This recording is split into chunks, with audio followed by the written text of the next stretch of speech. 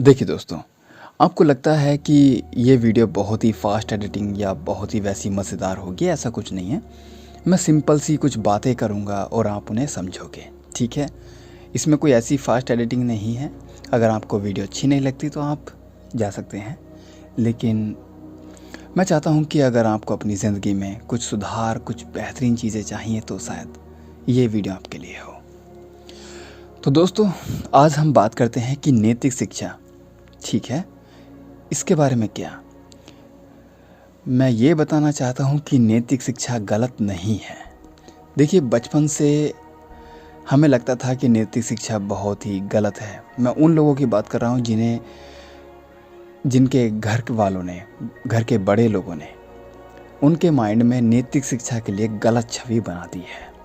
कैसे बनाई है, इसे थोड़ा ध्यान से डीपली समझिए।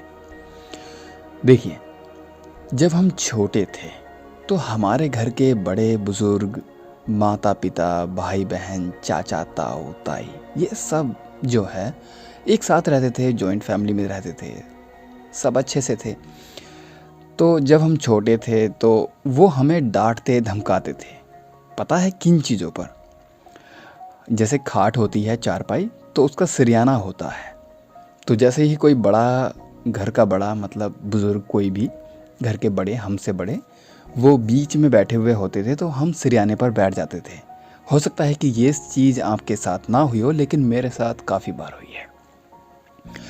तो हम खेलते कूदते, हमें ऐसा कुछ ध्यान नहीं था तो हम बैठ जाते, तो तभी एकदम से चिल्लाता कोई ना कोई, चाचा ताऊ या कोई भी, यहाँ नहीं बैठते, तुम्हें अकल नहीं है, पढ़ते नहीं हो, ये और वो हैं।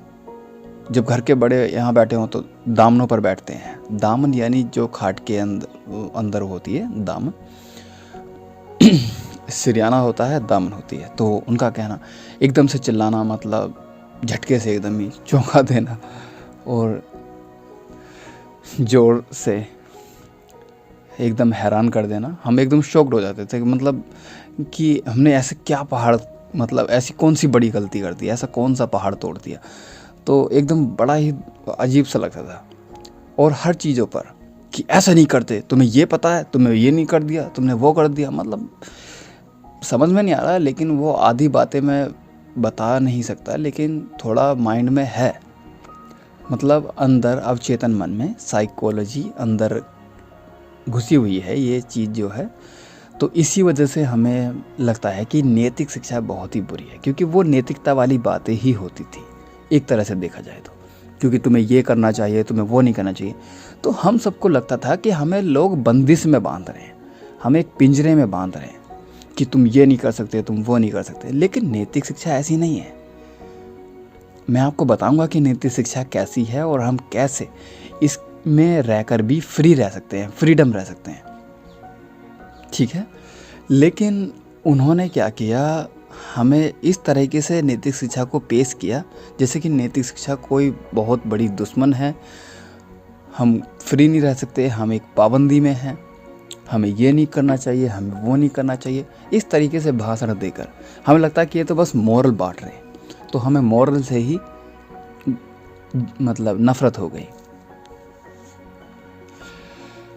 अगर तुम्हें मेरी बातें समझ आ रही हो तो ठीक है, अगर नहीं आ रही हो तो आप कमेंट में मुझसे जिक्र करना, मुझे बताना, मैं अच्छे से और अच्छे तरीके से समझाने की कोशिश करूँगा, ठीक है।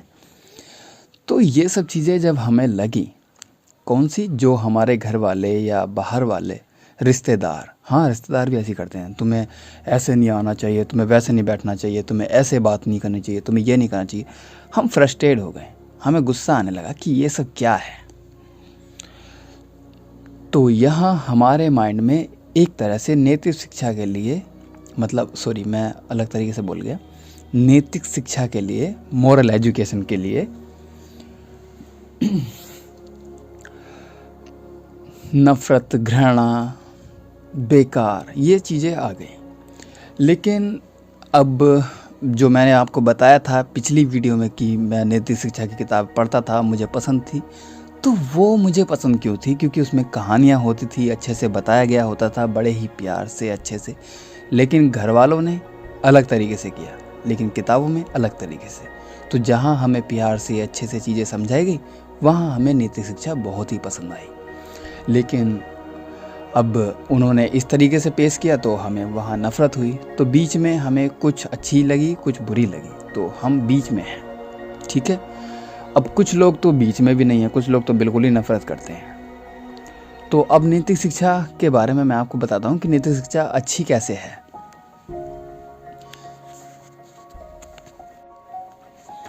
अगर सच में आपको नैतिक शिक्षा सीखनी है तो नैतिक शिक्षा का एक सबसे अच्छा रोल है जिसे मैं मानता हूँ।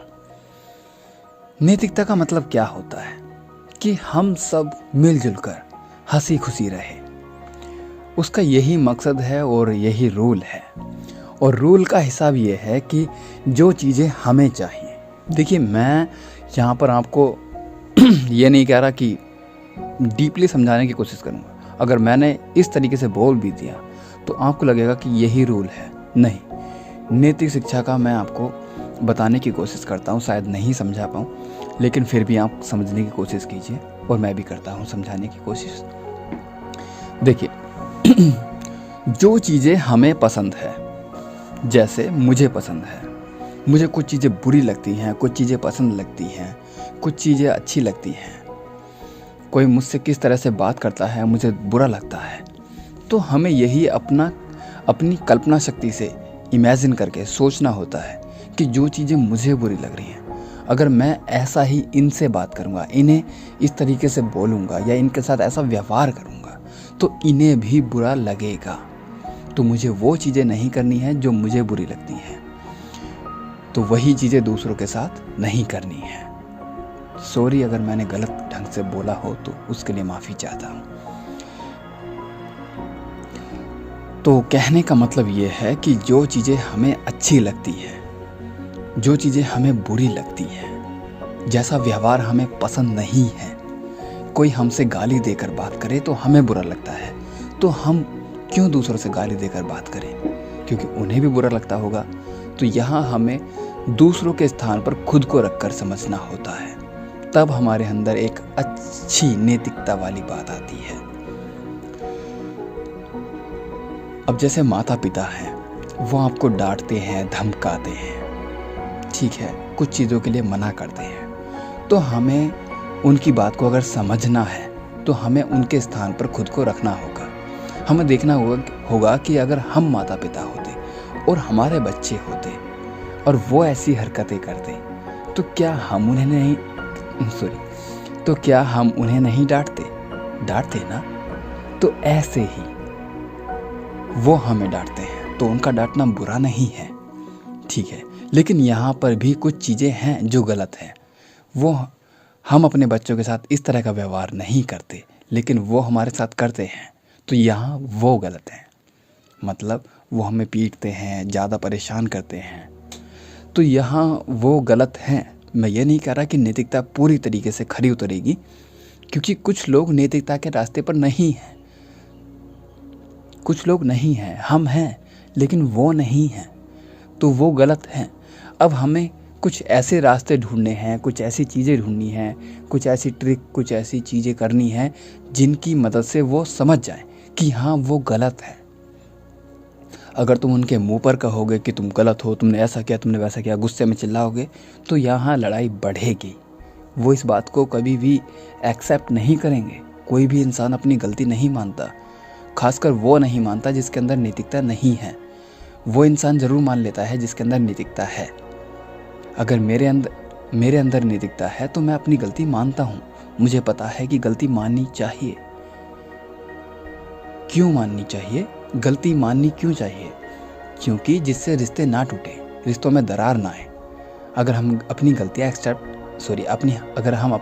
एक्सेप्ट कर लेते हैं तो रिश्तों में दरार कभी भी नहीं आती है।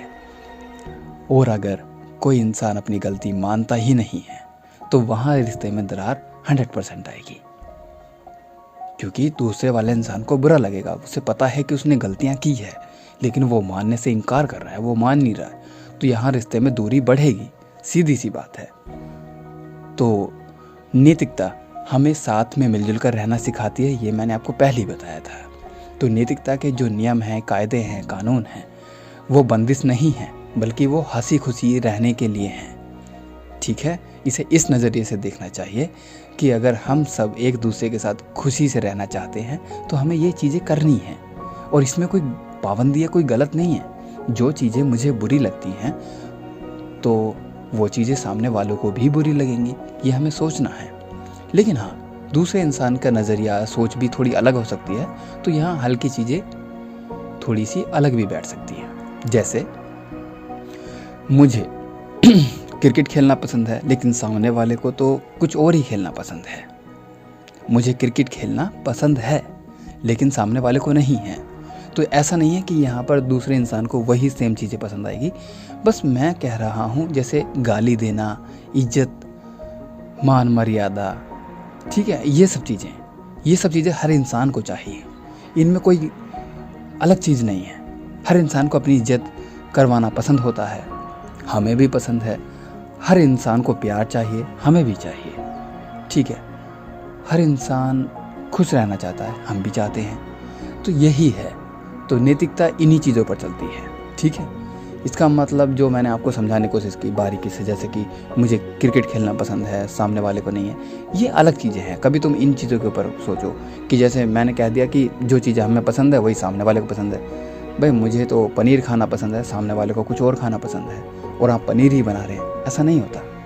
ठीक है नहीं, ये चीज़ जो है, मैं थोड़ा गहराई में चला गया क्योंकि हो सकता है कि आप ऐसी गलतियाँ करें। तो ये जो मैं नैतिकता के ऊपर बात कर रहा हूँ, वो बात ये है कि हर किसी को प्यार चाहिए, हर किसी को इज्जत चाहिए, हर किसी को मान सम्मान से रहना पसंद है। हर कोई चाहता है कि मुझसे सब तमीज़ से बात करें। तो बस यही चीज़ें हैं, चाहे छोटा हो बड़ा हो। अब हमने क्या देखा, हमारे बचपन में क्या था, हमारे घर के बड़े हम पर चिल्लाते थे, गुस्सा करते थे, हमसे कभी प्यार से बात नहीं करते थे। लेकिन अगर हम कभी बड़ों से, मतलब अपने घर के बड़ों से बोल लेते थे, तो वो कहते कि अपने बड़ों से ऐसे बात करते हैं, अपने बड़ों से ऐसे चिल्लाते हैं, अपने बड़ों का सम्मान नहीं करते, ये नहीं करते। तो यहाँ ये नहीं है कि हम मतलब छोटे ही अपने से बड़ों का सम्मान करेंगे। बड़ों का भी फ़र्ज होता है कि वो भी अपने छोटों का आदर करें, उनसे तरीके से बात करें। छोटे हैं तो इसका मतलब ये नहीं कि बड़ों का हक है कि हमेशा ही उनकी टांग खींचते रहें, उन्हें परेशान करते रहें, उन्हें गाली देते रहें, उन पर गुस्सा करते रहें, चिल्लाते रहें। बेशक अगर छोटा गलती भी कर दे, तब भी बड़ों का फ़र्ज़ होता है कि उसे तरीके से, आदर के साथ समझाया जाए, उसे बताया जाए। यही होता है एक सही नैतिकता का फ़र्ज निभाना। ये नहीं कि मतलब तुम बस चिल्ला रहे हो, गुस्सा कर रहे हो। अब तुम कहोगे कि हमें तो गुस्सा आता है, तो गुस्सा आता है, गुस्से को कंट्रोल करना भी होता है। मानता हूँ कि तुम्हारा रहन सहन बचपन से ही ऐसा है, एकदम से गुस्सा आना, एकदम से ये करना। अगर आप बचपन में गुस्से को कंट्रोल करना सीखते तो आज कंट्रोल कर रहे होते। गुस्से को ख़त्म कैसे करते हैं, गुस्सा किस वजह से आता है, मतलब ये हमारी थिंकिंग के प्रोसेस के ऊपर होता है। अगर आप चाहें तो गुस्से को भी कंट्रोल कर सकते हैं। नॉर्मलाइज सॉरी मैं नहीं बोल पा रहा, कैसे कर सकते हैं। देखिए, जैसे मान लीजिए हमारे से कोई छोटा बच्चा है, कोई भी है, उसने कोई गलती कर दी, कोई सामान गिर दिया, तोड़ दिया, तो हमें एकदम से गुस्सा आएगा। क्यों आएगा? क्योंकि हमने सोचा अरे इसने ऐसा कर दिया, मैंने ऐसा किया था, इसने ऐसा कर दिया। लेकिन अगर हमारी थिंकिंग की प्रोसेस थोड़ी ऐसी हो कि ये सामान इसने तोड़ा, हो सकता है मुझसे टूट जाता, मेरे से भी तो गलती हो सकती थी, या नहीं। ये नहीं देखना कि वो छोटा है या वो है, उसने ऐसा किया वैसा किया, नहीं। कुछ चीज़ें हमसे भी हो जाती हैं, हमें अपने आप को आगे रख कर देखना होता है। तभी हम सामने वाले की भावनाओं को समझेंगे, तभी हम सामने वाले की चीज़ों को समझेंगे। अब मैं मानता हूँ कुछ लोग होते हैं जो जानबूझकर गलती करते हैं। उनके साथ डांटना, धमकाना, मारपीट करना काफ़ी हद तक सही है। ये मैं खुद कह रहा हूँ क्योंकि मैंने देखा है बहुत से बच्चे शैतान होते हैं, वो जानबूझकर चीज़ें बिगाड़ते हैं, उन्हें मज़ा आता है ऐसी चीज़ों में। तो उनकी जो थिंकिंग होती है वो अलग ही तरह की होती है। वो साथ मिलजुल कर प्यार से रहना पसंद नहीं करते, वो दूसरों को झगड़ते हुए देखना पसंद करते हैं, मारपीट करना पसंद करते हैं। तो यहाँ जो है उनकी साइकोलॉजी वो थोड़ी सी नेगेटिव वाली है। तो उनको समझाना इस तरह हो सकता है कि आप एकदम से ही मारपीट करें, वो भी तरीका गलत हो सकता है। बस हमें ये देखना है कि हम उन्हें किस तरह से समझा सकते हैं कि एक साथ मिलजुल कर रहना ही अच्छा होता है। अब यहाँ अगर लोग साथ मिलकर जो वो बुरा बर्ताव उनके साथ करते हैं, वही बर्ताव अगर हम उनके साथ करें तो उन्हें फील हो जाएगा कि हाँ, जो मैं करता था वो गलत है। बस हमें समझाना होता है कुछ चीज़ें कुछ तरीके करके। आपको पता है, आपने अकबर बीरबल वाली कहानियाँ सुनी है? सबने सुनी होगी मेरे ख्याल से। उसमें क्या था? उसमें ये था कि उसमें यह था जैसे अकबर कोई गलत फैसला लेता था तो बीरबल जो है वो कहता तो था लेकिन अकबर समझता नहीं था। तो बीरबल क्या करता था, कुछ ऐसी प्लानिंग करता था, कुछ ऐसी चीज़ें क्रिएट करता था जिससे कि अकबर के ऊपर ही खुद वो चीज़ें आ जाएं और अकबर समझ जाए। मुझे नहीं पता कि यह हकीकत में हुआ है या नहीं हुआ है, लेकिन कहानियाँ हैं और कहानियों के ज़रिए हम चीज़ों को समझ सकते हैं। तो बस मैंने एक एग्जांपल दिया आपको समझाने के लिए, ठीक है। बीरबल अकबर को समझाने के लिए वो चीज़ें क्रिएट करता था, इस तरह की परिस्थितियाँ बनाता था कि जब अकबर इन चीज़ों में खुद उलझेगा तो वो समझ जाएगा कि हाँ क्या होता है। जैसे उसने एक इंसान को नदी में खड़ा किया और काफ़ी दूर पर दीपक जल रहा था, तो अकबर ने ये कहकर उसे उपहार देने से मना कर दिया कि वो तो उस दिए से ताप रहा था। तो बीरबल ने उसे समझाने के लिए ऐसी परिस्थितियाँ, ऐसी चीज़ें क्रिएट की, क्योंकि अकबर को बीरबल की काफ़ी ज़रूरत थी, सख्त ज़रूरत थी।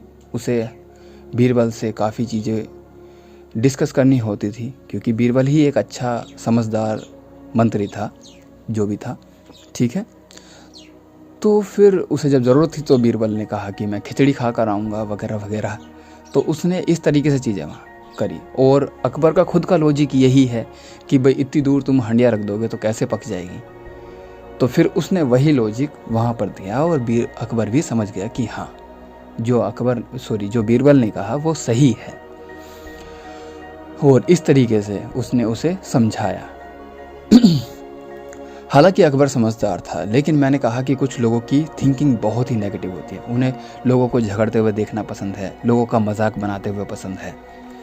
तो ऐसे लोगों को अकेला इंसान नहीं समझा सकता। तो ग्रुप में अगर कुछ लोग अच्छे वाले हों, जो नैतिकता समझते हों, तो वो उनके साथ ऐसी चीज़ें क्रिएट करें, तब वो समझ सकते हैं। ज़रूरी नहीं कि आप उन्हें गाली देकर उनके साथ मारपीट करके समझाएं, लेकिन समझाने के और भी तरीके होते हैं, तो बस आपको ढूंढने होते हैं। यही है। हो सकता है कि मेरी वीडियो काफ़ी लंबी हो गई हो, क्योंकि मुझे भाषण देना बहुत ज़्यादा हो सकता है कि मेरी वीडियो काफ़ी लंबी हो गई हो। मैं माफ़ी चाहता हूँ कि आपका इतना टाइम लिया मैंने, उसके लिए बहुत बहुत शुक्रिया आपने भी दिया। और मेरी तरफ से भी थोड़ा यही है कि मैं भी वीडियो छोटी ही बनाया करूँ, लेकिन जब बातें होती हैं, समझानी होती है, तो मैं नहीं चाहता कि कुछ चीज़ें ऐसी मिस कर दूँ जिसकी वजह से आप थोड़ा चीज़ों को गलत एंगल से समझें। क्योंकि हम जो बात कह रहे हैं उसके कई एंगल होते हैं। जैसे एक सिक्का होता है, उसके कई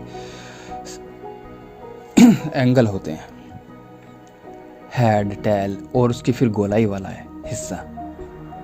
तो मैं नहीं चाहता कि आप गलत चीज़ों को गलत तरीके समझें। तो मुझे काफ़ी चीज़ें समझानी होती हैं, हर चीज़ों पर बात करनी होती है। और हो सकता है कि अब भी मैंने मिस कर दिया हो, क्योंकि मैं ऐसे ही नेचुरली बोल रहा हूँ। तो जो मेरे माइंड में चीज़ें आ रही हैं मैं वही बता रहा हूँ तुम्हें, ठीक है। मैं जानता हूँ कि मेरी वीडियो में काफ़ी गलतियाँ हैं, खांसने, थूकने काफ़ी चीज़ों की आवाज़ आपको आएगी, आप इरिटेट होंगे, उसके लिए माफ़ी चाहता हूँ। लेकिन मैं नहीं चाहता कि ज़्यादा एडिटिंग में अपना टाइम बर्बाद करूँ। तो जो चीज़ें नेचुरली हैं उन्हें आप नेचुरली एक्सेप्ट कीजिए, ठीक है। तो दोस्तों मिलते हैं अगले वीडियो में, तब तक के लिए अपना ख्याल रखिए, अपने अपनों का भी ख्याल रखिए, खुद का भी ख्याल रखिए। अगर कोई मेरी बात गलत लगी हो तो प्लीज़ मुझे तरीके से बता देना, मैं समझ जाऊँगा। ठीक है? तो मिलते हैं अगले वीडियो में। अपना ख्याल रखिएगा।